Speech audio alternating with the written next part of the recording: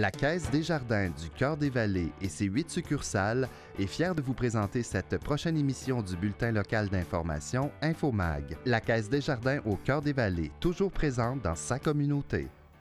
À InfoMag ce soir, le député Alexandre Iraca s'est fait voler dans sa résidence personnelle, de nouveaux services à l'aéroport de Gatineau et 5 200 $ pour avoir moins de bruit à la mairie de l'Ange-Gardien.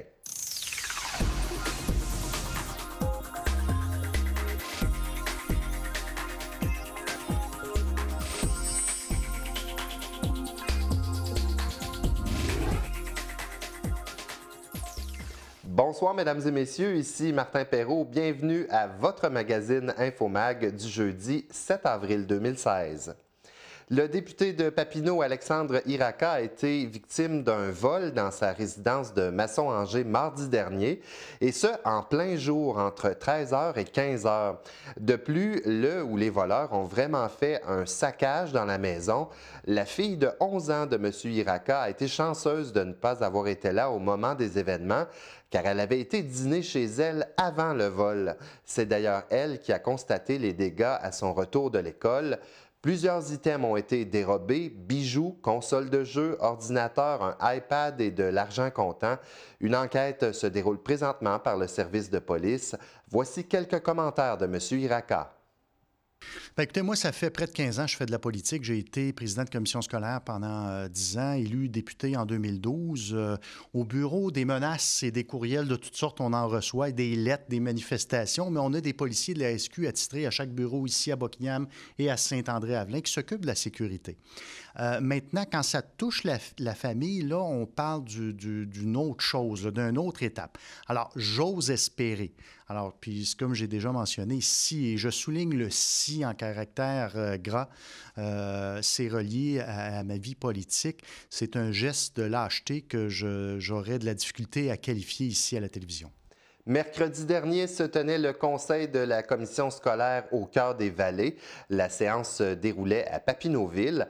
À cette occasion, Éric Antoine a été assermenté à titre de président de la CSCV et du même coup, on soulignait l'arrivée et l'assermentation de 2 nouveaux commissaires, soit messieurs Charles Côté de la circonscription Rivière-Blanche et Sylvain Léger pour Buckingham Centre.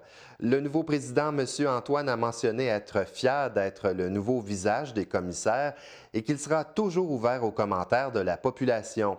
Nous avons profité de notre présence au Conseil pour demander à M. Côté et M. Léger leurs impressions sur leurs nouvelles responsabilités. Premièrement, j'étais un ancien conseiller municipal dans ma municipalité à Lochaber-Partie-Ouest, puis je voulais continuer à redonner à mon territoire. Et puis, j'étais un ancien élève de l'école Maria Goretti de Tursault, l'école Sainte-Famille de Tursault et la polyvalente, l'école secondaire Midas-Gamelin.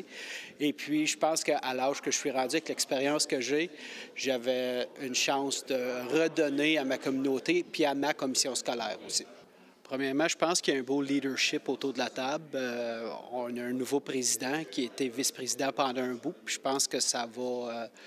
si ça continue comme ça, je pense que ça va bien aller autour de la table. Bien, en fait, mon retour au conseil ce soir, ça m'est vite revenu. Ma passion pour l'éducation publique demeure toujours la même. Les taux de diplomation, les taux de décrochage m'interpellent beaucoup. Donc, c'est un petit peu ça qui me ramène à la table.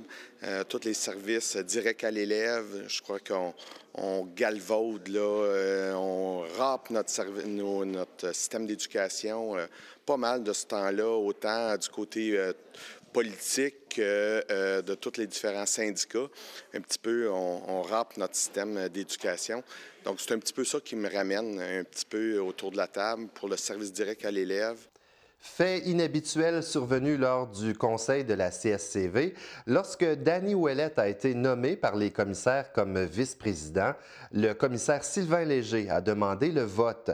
Nous pouvions donc à ce moment-là s'imaginer que M. Léger a demandé le vote pour souligner son désaccord ou qu'il était lui-même intéressé à ce poste, mais pas du tout. M. Léger a voté lui-même en faveur de M. Ouellette. Nous lui avons demandé d'expliquer son geste. Oui, bien, en fait, c'est très simple. J'utilise un petit peu de psychologie inverse. Si on par-appuie, quand on lève la main, ça veut dire qu'on est aussi, je suis en accord. Unanimement, qu'une résolution passe, pour certains dossiers, ça me va, mais c'est important de lever la main puis de dire « Non, je pose cette candidature-là ». Puis moi, c'est un signe de reconnaissance envers l'individu aussi. Donc, on est arrivé au même résultat, mais de façon différente. Et puis, les gens ont dû lever la main pour vraiment donner l'appui, manifester l'appui à M. Ouellette. Je crois qu'il le mérite. C'est une personne qui travaille très, très fort depuis plusieurs années pour notre CS. Donc, je pense que de lever la main, c'était la moindre des choses ce soir. Il en coûtera environ 5 200 $ à la municipalité de l'Ange-Gardien pour faire l'installation de 2 fenêtres coulissantes aux 2 comptoirs d'accueil à la mairie. Une fenêtre sera installée à l'accueil de l'administration où travaille un seul employé et une autre à l'accueil du service de l'urbanisme qui compte un employé et quelques inspecteurs en urbanisme. Tout cela est dans une aire ouverte. Ces fonctionnaires municipaux se plaignent depuis quelques mois qu'il y a beaucoup de va-et-vient dans le hall d'entrée lorsque la salle multifonctionnelle est louée pour des événements, colloques ou formations. Les bruits nuisent à la concentration des travailleurs, ce qui explique cette dépense. Je vous invite à écouter le maire de l'Ange-Gardien, Robert Goulet. Nos employés à nous sont dérangés lorsqu'il y a beaucoup de personnes qui arrivent dans le hall d'entrée. Alors, ça parle, ça rit, ça jase et tout ça, et des employés perdent leur concentration là, dans leur travail parce qu'il y a trop de bruit, ils ne s'entendent pas. Au téléphone, on ne comprend rien. Alors, à ce moment-là, ça ne veut pas dire que ces fenêtres-là vont être fermées complètement, là. Lorsqu'il n'y a pas d'action, je présume qu'ils vont vouloir les garder ouvertes parce qu'ils aiment ça respirer de l'air pur aussi, là. Alors, ça sera de leur permettre de les fermer quand il y a trop de bruit pour leur permettre de se concentrer sur leur travail. Oui, bien, l'espace est quand même assez grand. Ces ouvertures-là sont quand même assez grandes. Et on parle d'une bonne quantité de verre. Et puis, nécessairement, avec des grandes quantités comme ça, on est obligé d'aller vers un verre qui est très épais, très résistant. Alors, le verre, bien, il y a des qualités comme autre chose. Alors, si on veut quelque chose qui va résister puis qui ne sera pas sujet d'accident au lui, parce qu'il faudrait qu'une grandeur comme ça se brise, ça pourrait causer des blessures. Alors, on va vers un verre de haute qualité, alors qui va nous donner toute la sécurité. Le Carrefour Jeunesse Emploi Papineau et l'Ami de l'Entraide ont développé un nouveau projet afin de faire vivre à des jeunes une expérience enrichissante dans le domaine alimentaire. On recherche donc une dizaine de jeunes âgés entre 18 et 29 ans. Une compensation monétaire sera disponible. Voici David Reny, le directeur général de l'Ami de l'Entraide. L'Ami de l'Entraide, on est en première ligne pour être connecté avec nos jeunes et les moins jeunes, toute la population ici. On a 4 500 dépannages par année. Donc, pour ce qui était des jeunes 18-29 ans, souvent, ils nous demandaient un emploi, de travailler bénévolement avec nous autres. Nous, on a plein de projets ici à l'Ami de l'Entraide, frigo anti-gaspillage, traiteur communautaire et d'autres projets. On s'est dit, on s'est réunis ensemble, l'équipe, on s'est dit, on pourrait peut-être les intégrer dans des projets. On est allé voir des partenaires. Carrefour Jeunesse Emploi est un partenaire extrêmement important pour la collectivité. Et c'est leur groupe cible en même temps. Donc, on a monté un projet, là, frigo anti-gaspillage, traiteur communautaire, pour les faire travailler avec des petits salaires en même temps. Donc, formation et travail pour des projets de l'Ami de l'Entraide. Dans le volet frigo anti-gaspillage, c'est intéressant car il y aura des frigos installés à l'extérieur où les producteurs et épiciers pourront déposer des dons alimentaires qu'ils ont en surplus. Et ensuite, des gens plus démunis pourront avoir accès au frigo pour prendre des items. Une façon originale de pouvoir aider des personnes dans le besoin. Nous vous présentons maintenant Annie Saint-Jacques qui nous explique quel genre de jeunes l'Ami de l'Entraide recherche pour ses projets. On cherche des personnes qui sont intéressées à travailler en cuisine, des gens de 18 à 29 ans qui peuvent venir s'inscrire ici à l'Ami de l'Entraide ou directement au CJEP de Buckingham. Et puis vous, vos fonctions dans tout ça, parce que vous vous occupez du traiteur, vous êtes coordonnatrice, vous faites quoi exactement? En fait, c'est la relance du traiteur de l'Ami de l'Entraide, donc tout ce qu'on veut, c'est bien nourrir notre population. Au départ, on vise les gens âgés qui n'ont plus le goût de cuisiner. Donc, dans les prochaines semaines, on va aller faire goûter nos petits plats, puis on espère bien les nourrir très bientôt. Du nouveau à l'aéroport exécutif de Gatineau-Ottawa, à partir du 2 mai, NextJet Canada avec Proper va offrir des vols de tous les jours de la semaine entre les aéroports de Montréal, Gatineau, de Peterborough et de Kitchener-Waterloo, même que déjà les billets sont en vente. On espère que ceci permettra d'économiser du temps aux voyageurs et de plus, le stationnement est gratuit à l'aéroport de Gatineau. Nous avons rencontré le directeur général de l'aéroport, c'est M. Gaston Cloutier.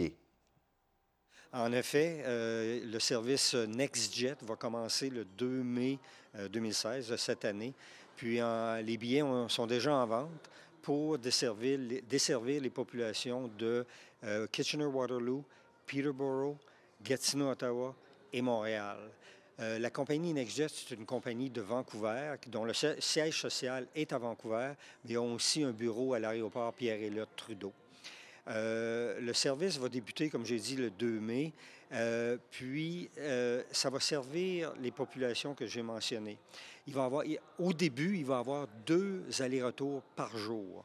Ça veut dire que l'avion va être basé à partir de Kitchener-Waterloo parce que présentement, il n'y a plus de vol direct entre Kitchener-Waterloo et Ottawa-Gatineau. Le Centre d'intervention en abus sexuels pour la famille œuvre depuis plus de 28 ans dans la région et organisera une activité assez spectaculaire. Je vous invite à regarder l'entrevue suivante avec M. Simon Drolet.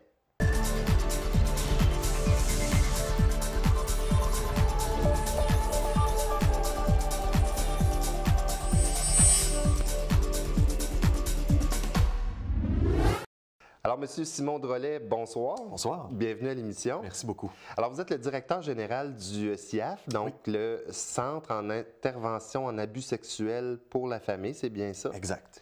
Alors, j'aimerais ça qu'on débute pour que vous m'expliquiez un peu les services que vous offrez, oui, votre mission. Oui, bon, nous, c'est des services spécialisés à toute personne confrontée à l'abus sexuel d'enfants.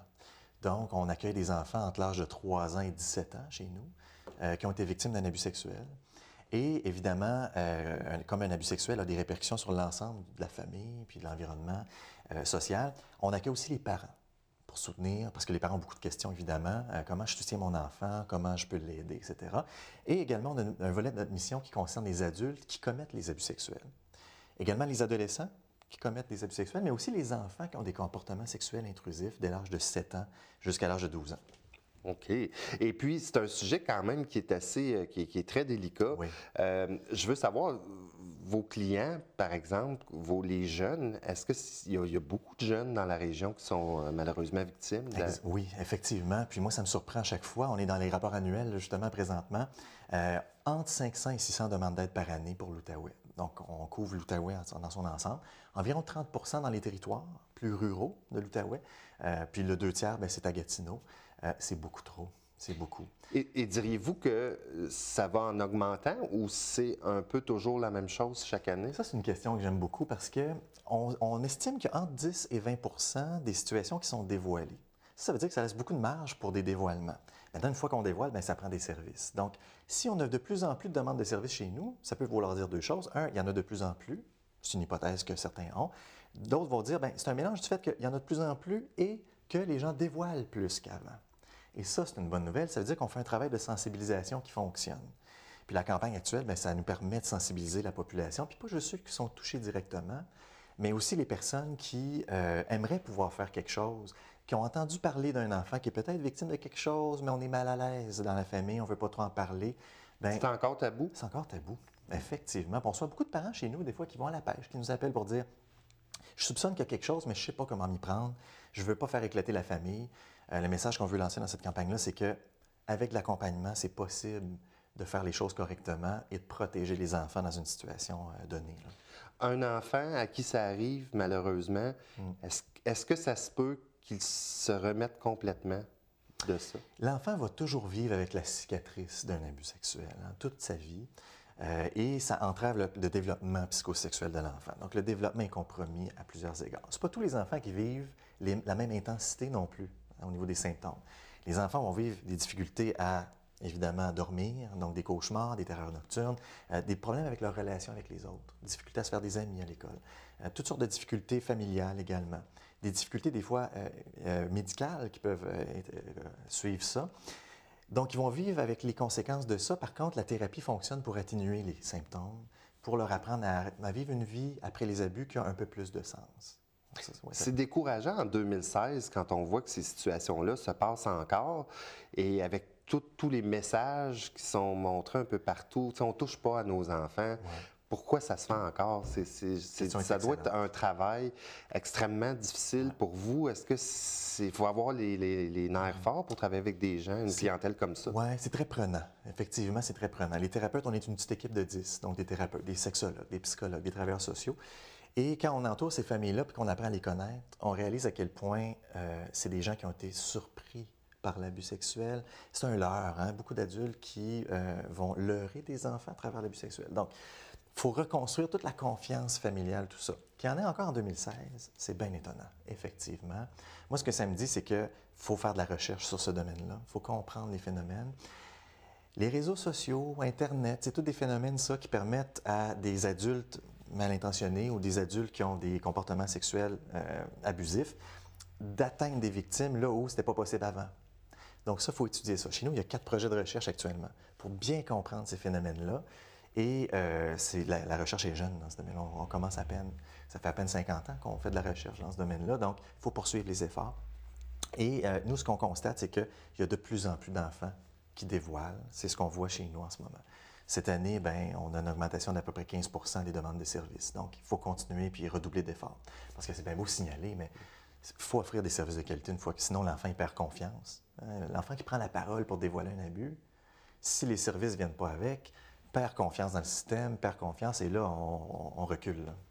Là, le temps file. J'aimerais ça qu'on parle d'une belle activité que vous organisez. Okay. Le Grand Saut. Vous allez prendre des personnalités publiques et les lancer en bas d'un avion, mais je vous rassure, avec un parachute. Oui, mais il faut le faire quand même. Expliquez-moi ça. C'est très courageux. Puis c'est ça qu'on a voulu symboliser. C'est tout le courage que ça prend à nos enfants et aux familles pour dévoiler un abus sexuel. On voulait l'incarner dans un événement original où on demande à 12 ambassadeurs de la région, des personnalités publiques, politiques, économiques, culturelles, journalistiques même, de sauter en bas d'un avion, oui, avec un parachute, en libérant dans le ciel la parole d'un enfant qui a terminé sa thérapie chez nous, qui a fait la synthèse de sa thérapie. On a couché ça sur papier et l'ambassadeur, en sautant, doit se souvenir qu'il faut qu'il libère ça dans le ciel. Pourquoi le parachute? Bien, c'est tout le symbole de l'envolée. Chez nous, en thérapie, les enfants utilisent beaucoup le symbole du papillon monarque. Oui. Qu'on élève chez nous, d'ailleurs. On élève des vrais spécimens de papillons monarques. Et les enfants, à la fin de leur thérapie, laissent s'envoler ces papillons-là. Et ça marque le coup. Et pour eux, on voulait marquer en même temps le courage, le papillon monarque. On a pris tous ces symboles-là, on a dit, ça y est, on saute en parachute. Donc, nous, notre équipe de thérapeutes va sauter le 16 à Gatineau. Et après, on lance une vidéo pour inciter les ambassadeurs à sauter avec nous. L'enchère du 28 avril à la ferme Moore, parce que c'est là qu'on procède aux envolées de papillons, va permettre aux gens de mettre 1 000 $ par ambassadeur et du moment aux enchères. Et du moment qu'on atteint 1 000 $, l'ambassadeur s'engage à sauter. C'est ça le concept. Et pendant le mois de mai, diffusent la vidéo de leur saut partout sur les réseaux sociaux pour dire « Nous, on a eu le courage de sauter. Si vous êtes en contact avec un enfant qui est victime, ayez le courage de dévoiler. » Justement, le courage de toutes ces personnes-là qui vont participer.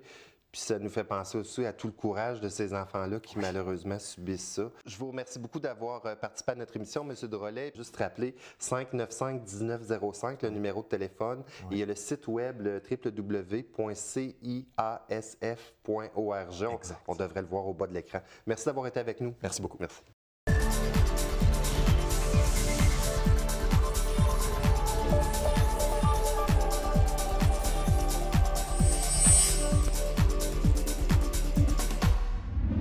Et voici maintenant la chronique culturelle avec Jessie Laflamme de TC Média. Bonsoir, Jessie. Bonsoir, Martin. Ça va bien? Très bien, toi? Oui, ça va bien.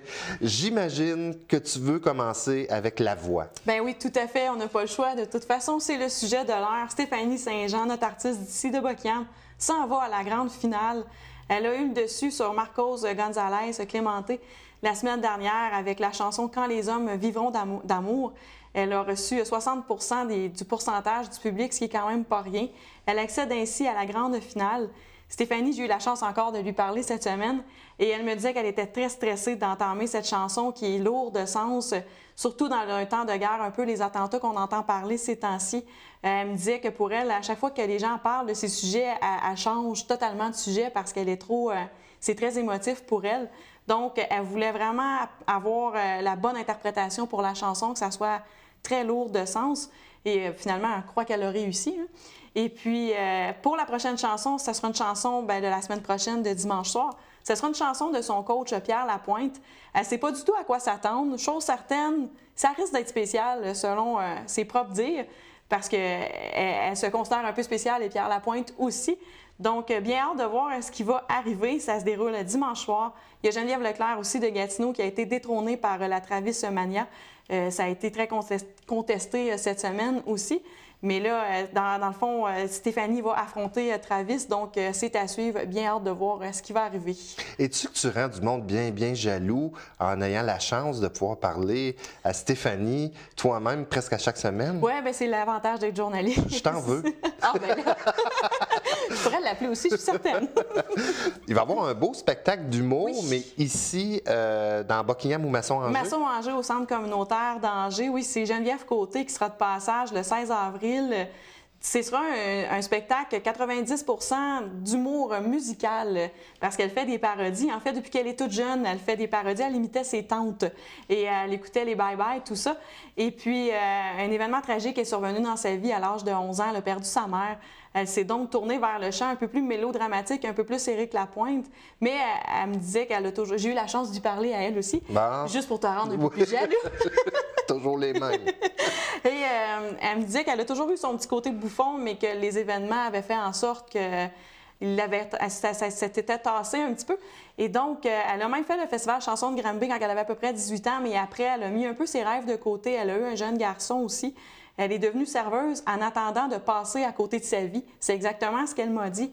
Puis, un accident de travail survenu à l'âge de 34 ans a carrément changé sa vie. Elle a décidé maintenant qu'il était temps de réaliser ses rêves. Elle a fait des parodies qu'elle a mis sur YouTube. Elle a fait plusieurs appels. Ça s'est fait dire non souvent, mais finalement, quelqu'un de Sherbrooke lui a dit oui et depuis, sa carrière va très bien. Elle va être de passage ici. Et donc, un spectacle tout en humour. Elle interprète plusieurs interprètes. D'ailleurs, je crois que nous avons un extrait, donc vous pouvez le regarder. Je connais la brume claire au Canada. Ah oui, pour qu'elle va préparer le 18 roues d'ailes de poulet.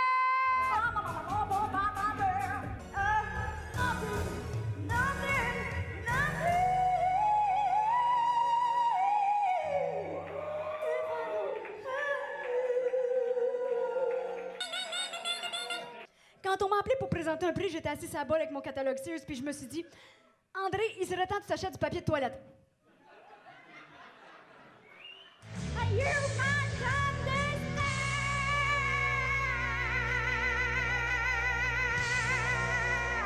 J'ai un ado. Il ramène pas de filles à la maison. Moi, j'habite à Laval. Tu sais, Laval, c'est multiculturel. Tu sais. Mon gars, il ramène pas de filles, il ramène des accents.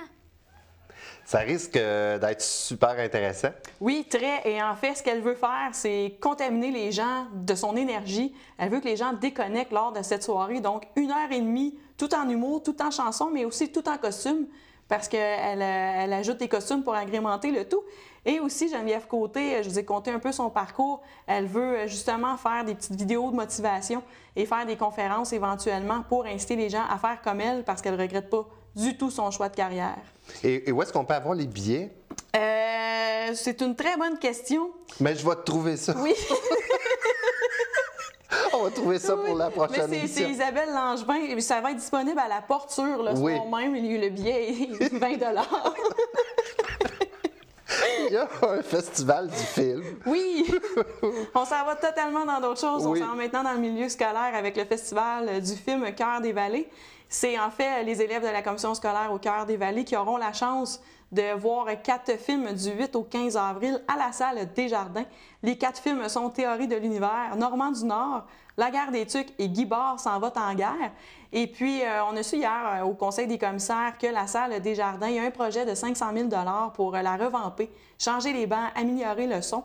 Et la commission scolaire s'est engagée à verser 30 000 $ pour des services professionnels, étant donné que c'est au cœur de son établissement. Et, au cœur des vallées. Au cœur. Tout à fait.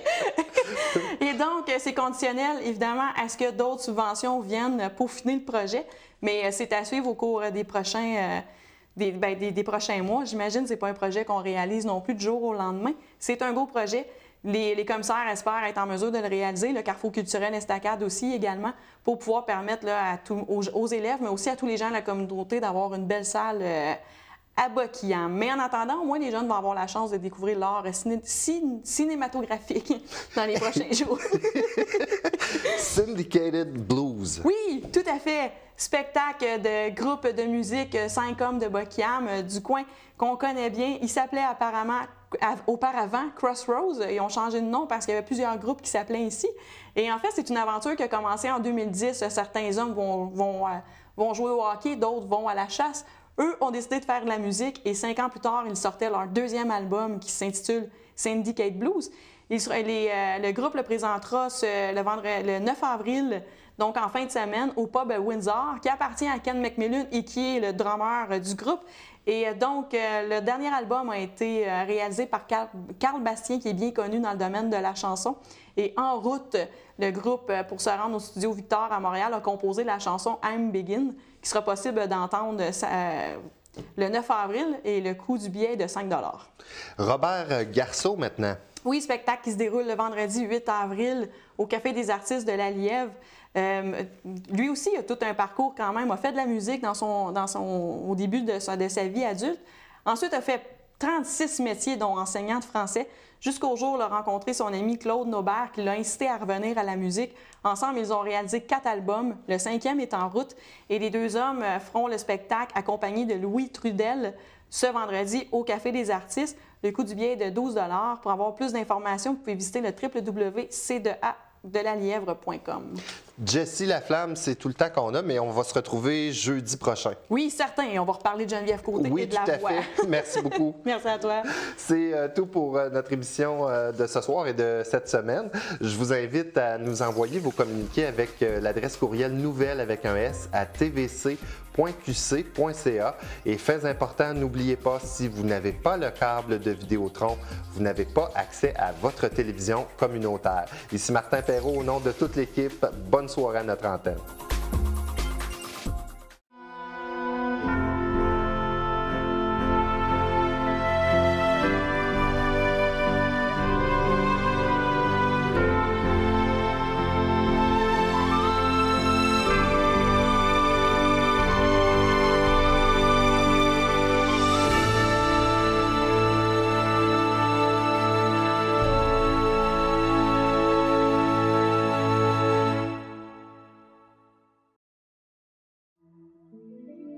Au début des années 1900, l'usine de pâtes mécaniques, aussi appelée pulperie, va progressivement remplacer les 2 scieries de Buckingham. Érigée en contrebas de la rue Georges, la pulperie McLaren sera en fonction jusque dans les années 30, où elle sera modernisée pour devenir ce qu'on appela le slasher. C'est à cette époque qu'on replaça les anciens mécanismes pour empiler les billes par des empileurs modernes.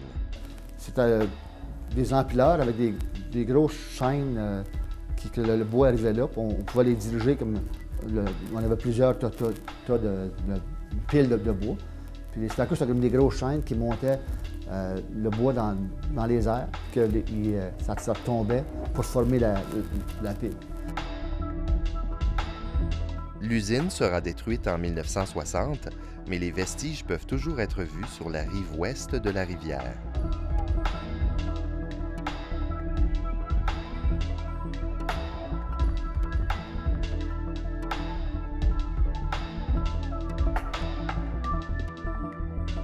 Ici, on peut voir l'escalier qui servait pour faire des inspections sous les piles de 2 pieds ou les réparations.